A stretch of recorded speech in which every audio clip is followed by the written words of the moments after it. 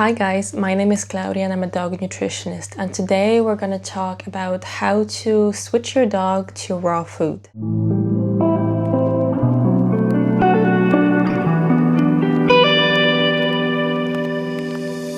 There are many benefits to switching your dog to raw food, such as a shinier coat, smaller and less smelly stools.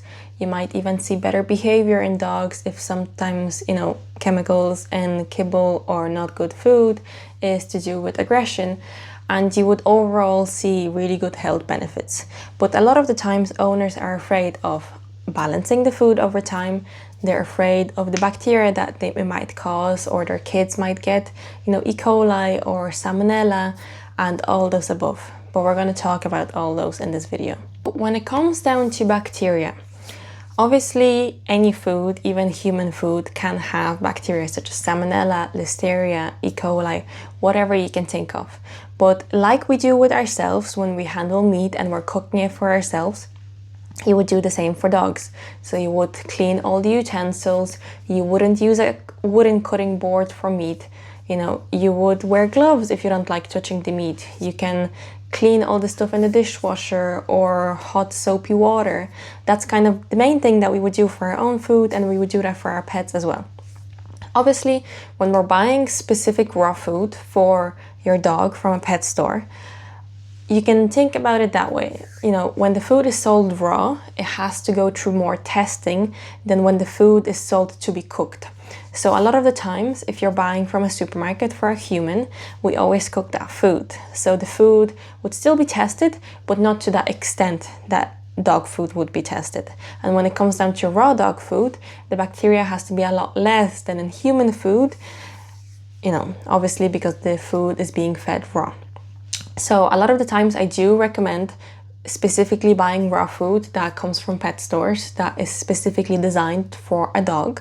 But if you do find a place that it's cheaper than a pet store, just make sure that it's sourced really well, such as, the butchers, a really good high quality supermarket. Make sure that it's organic, make sure it's pasture raised.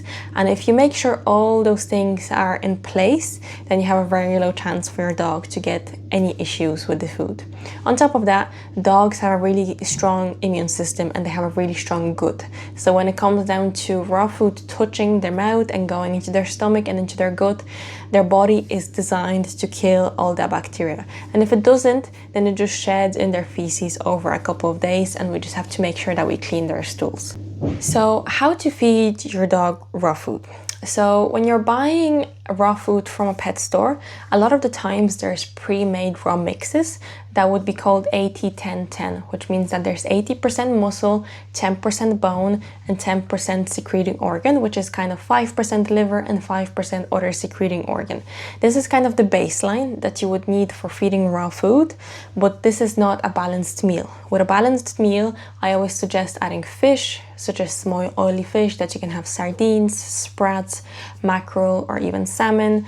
Green lipid mussels, you can have oysters as well. Variety is key. On top of that, we can have fiber, which can be in the form of furry ears or furry, legs or a tail, something that has fur on it. And if someone doesn't want to feed that, or they want even more variety, then you can add some vegetables and fruits, such as, blueberries, raspberries. You can have some kale or spinach and stuff like that. Just make sure that the vegetables are steamed and blended for a better variety. On top of that, we can add nuts as well. We can have sunflower seeds, pumpkin seeds, and all those other seeds, just chia seeds as well. On top of that, we can add bone broth, we can add eggs, you can have a big variety. And we don't have to balance the meals just in one day. A balanced meal can happen over a couple of days. Obviously, I love when there's the 80-10-10 mix in every single meal, which is kind of the baseline. But then on top of that, over a couple of days, you can have some days you can have fish, some days you can have eggs, some days you can have extra veg, some days you can have a different protein source, a different bone source, and all of those above. So like we said, variety is key. When it comes down to raw bones, obviously if the bone is sold as a whole, such as a duck neck, we cannot cook that bone to give to your dog. So if your dog doesn't really know how to handle a raw bone, you can cut it into smaller pieces. Like when you have a neck, there would be like points in the neck, you know, where it moves, so you can cut at those points, and that might be easier for a dog to, you know, obviously work around it. And if some dogs are still not good with bones, then you can have pre-made mixes that kind of have ground up bones. And when it comes down to the ground up bones, if you have a mix with ground bones that is not meant to be a mush, then you're not really allowed to cook it, because those bones do have sharp pieces that can cause blockages in your dog's intestines. But if you do buy a raw mint food that has really like mushed up food, and when you're putting your fingers through it, you don't feel any bone particles other than kind of little grains that you would feel, then it's okay to cook really gently at a very low temperature so it doesn't alter the way the bone is in the food. But just make sure that you follow those things, because we don't want any dogs to have issues with getting bones in their raw food. Transitioning safely doesn't really have to be scary either, because what you can do is, instead of having a whole balanced meal at once, you just start with the base. You have the base, you have it spaced out for a couple of days. You just cut away, you know, a piece of the base that will last about 2 to 3 days in the fridge, and you just add a tiny bit by a tiny bit into their food until they're used to that base. Then over time you can start adding more things. You can add a sardine or a sprat into the mix. You can start adding the fresh vegetables into the mix, some raw eggs. You can even cook the eggs if you do want to, just to kind of get your dog slowly used to the transition from whatever food they were on to raw food, and that way their gut is kind of slowly getting adjusted to the raw food. On top of that, you can use probiotics, which are also great, and it will help your dog with their gut. There are also some supplements that you can use for your dog with raw food, such as kelp, which has iodine in it and all the other vitamins in them. You can use some omega-3 oils if you're not including fish every single day in their meal. You can use, you know, vitamin C powders. You can use all the other supplements that might be good for your pet. And if you don't know what type of supplement might be good for your pet, then contacting a dog nutritionist like myself, we can go through your whole diet and see what your dog's needs are, and then figure out what supplements are best for your dog. But I usually suggest iodine, which is kelp or seaweed in general. And then on top of that, you have fish, which I usually like including at least 3 to 4 times per week.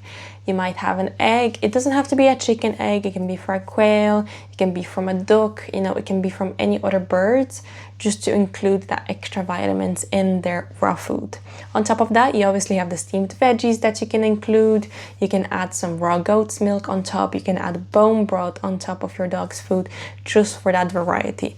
But like we always say, variety is key when it comes down to supplements and the protein sources.